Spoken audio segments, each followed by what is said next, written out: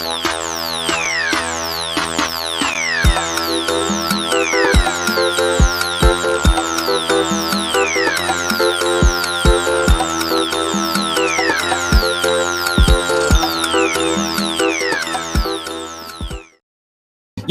people, welcome back to the YouTube channel. You already know what time it is. It's time for another video. Listen, I decided one last time we're going to go with this graphic to remind us of the beautiful thing that happened last night with this Enzo Fernandez on the last final piece at the top of your screen in color, as you demanded. I ain't got the free copyright Spanish music to play with, but listen, lateness is greatness, guys. I am absolutely still buzzing from last night, man. What a day it was. It was so dramatic. It felt like EastEnders on Christmas Day. We were all shaking, quivering in our boots, but in the end, we got it done. And there's so much to discuss. Obviously, I'm massively excited about the signing. I'm going to be going to the mega store and getting the player on the back of the shirt. As much as I'm going to get that, I'm going to get Felix as well, home and away. I ain't playing. I'm gassed. I'm so excited. And it seems like, you know, Enzo Fernandez was critical into pushing this move over the line. He was desperate. He was praying. He was pleading with Rui Costa yesterday to make this move happen. Now, we're going to be going into that in a lot more detail at 5 o'clock on a live stream with Rabona TV, also known as Adrian, his real name. And you guys have had him, you've seen him on the channel before. We spoke to him before the transfer window opened to do a player special on João Felix, former Benfica player, and also Enzo Fernandez was part of that video as well, player special.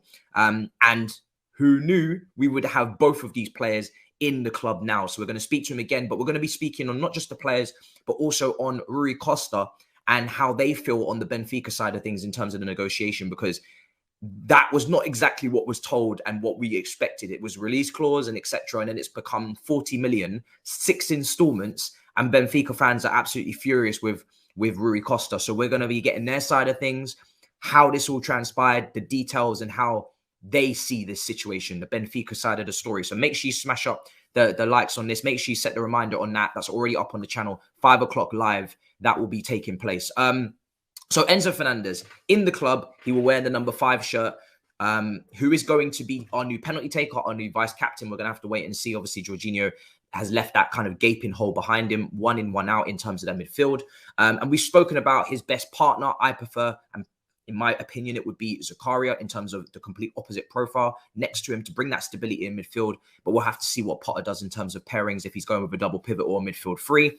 But Zakaria does need to get back fit. I do feel like now with Jorginho out the team, he's going to be very, very crucial for the rest of our season in terms of any sort of resemblance of midfield balance.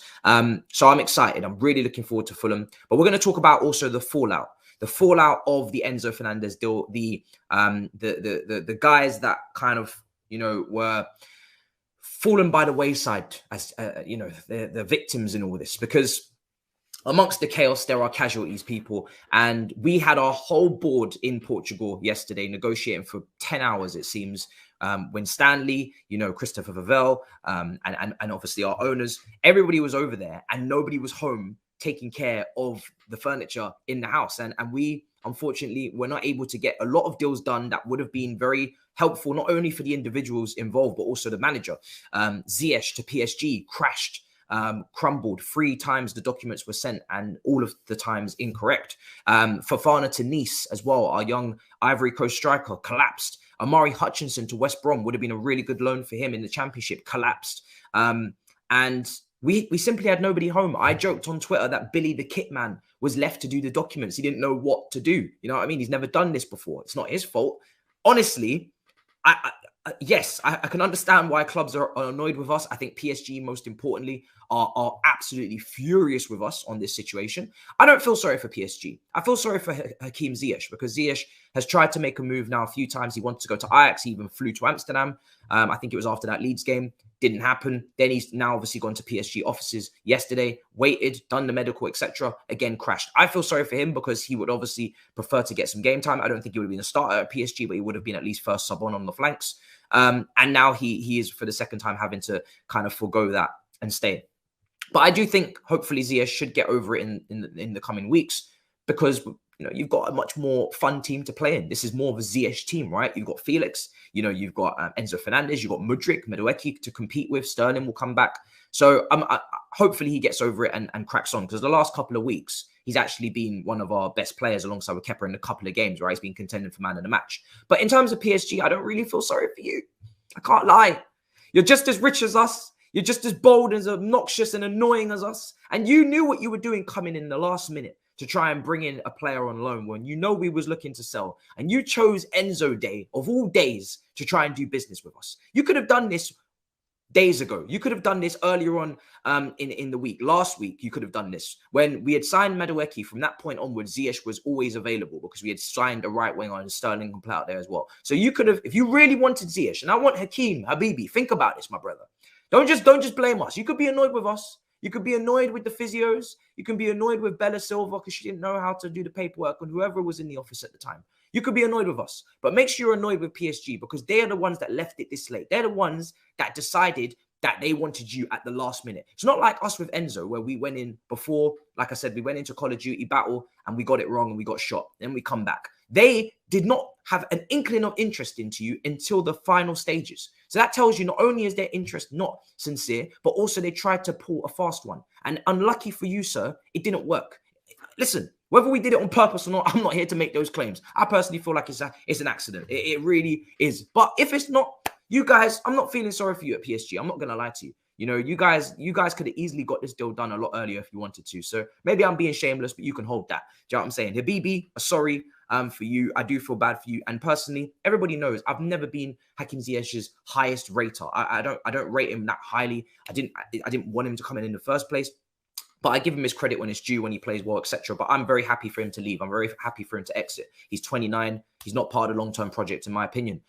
So I would have been really happy for him to go to PSG or to be sold, etc. Hasn't happened. But now that he's staying, hopefully he can get back on side and be okay. Now, in terms of obviously Fofana and Amari Hutchinson, they should be a lot easier to contend with in terms of their profile. They're younger.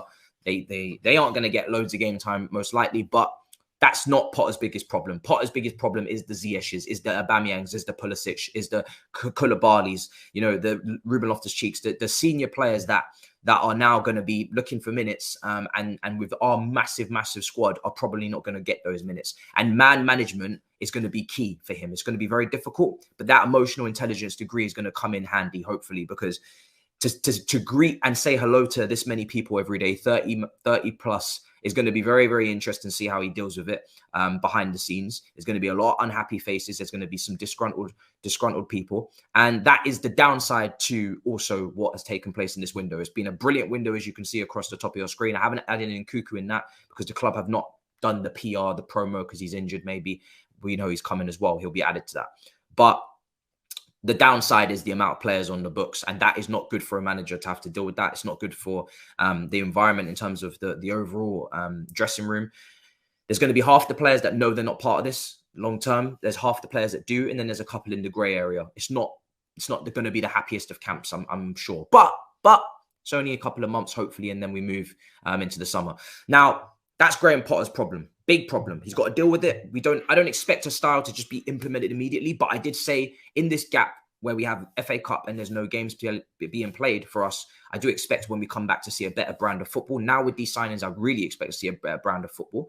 And we look for much better results, I'm not saying we have to make top four or he's sacked. Absolutely not. Rivals are going to put that pressure on. I'm not going to do that purely because we have very difficult fixtures coming up. And I'm not expecting us to go on a 10-game run. Let's walk before we can run, people. You know, let's try and win a game. Let's try and win back-to-back games. How crazy would that be? Before we start saying we're going to go to the Emirates, go to Tottenham, go to Man City, go to Manchester United and win. That's because these are the fixtures we have coming up in the final part of the season, away to a lot of big teams. So I'm still calma, but I'm excited, especially for the Champions League, because anything can happen. Now, speaking on the Champions League as this last part of the video, everybody was talking about registration. How are you going to register this, that, the third? Well, it's been clarified today, and thank God it has, that there's a plan to the madness again. So not only was there a loophole in the FFP that we took advantage of, and now it's going to be closed in the summer. So if you haven't taken advantage, unlucky. But now, also on top of that, we have been thinking clearly with our signings how we're going to do this. And it's come out today that, listen, there's a Category B listing. Unlimited additions can go into Category B, players that are 22 and under the age of 22. And that includes Mudryk, Badiashile, Fofana, and Santos can all be registered for the Champions League in category B. So the three maximum that we have to register for category A will be Felix, will be Enzo Fernandez, and we'll have to see who else. I mean, the point is, we're good. We are good. Do you know what I'm saying? We are very much good. And we're very much calm. And I'm very much happy about it. And it's such a relief to know that actually we did think this through and we aren't left with excess players who can't make this squad and all of this. We have actually done our due diligence and we have actually aligned our transfers alongside with the Champions League. And we will be able to register all of our players, all of our key players for this window. Now, Bettinelli will fall by the wayside, I'm sure. I think one player has to be removed. Sure, it will be him. But we're good people. We are good. So Champions League is coming up. Everybody's going to be involved and anything can happen. Let's dare to dream. But again, one game at a time. Dortmund first and see how we crack on there. Potter's first time in this stage of the competition going up against these type of opponents. So I'm calm, I'm collected, but I want to see improvements. This is why I didn't want to jump the gun of the manager going. I want to see him given the overhaul. He's getting the overhaul. Now we've brought in this many names. I don't expect us to do another window where we bring in this amount of players again. I do think in the summer you could see maybe 3-4 additions at the max. Felix and then 3 others maybe. A goalkeeper, maybe a defensive midfielder, and then maybe, maybe a striker. But it doesn't have to be all of those. I think DM is critical. Goalkeeper is a little bit of a medium. And then striker is for me, as I have PTSD, I am calm more than you can believe. So I'm looking forward to this, guys. We've done the big bulk of our work now in terms of incomings in a January window, which is insane. Next summer coming up will all be about outgoings.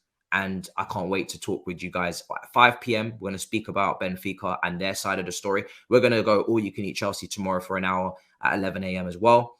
And we got loads of content coming up. We got Fulham preview to do and we got a team to pick. And it's going to be it's going to be fun. Felix obviously suspended, but we'll be back for the game against West Ham. Big up your damn selves. I'm buzzing. I can't wait. And we're hated again. And listen, they never liked us anyway. So who cares? In a bit, people. Peace.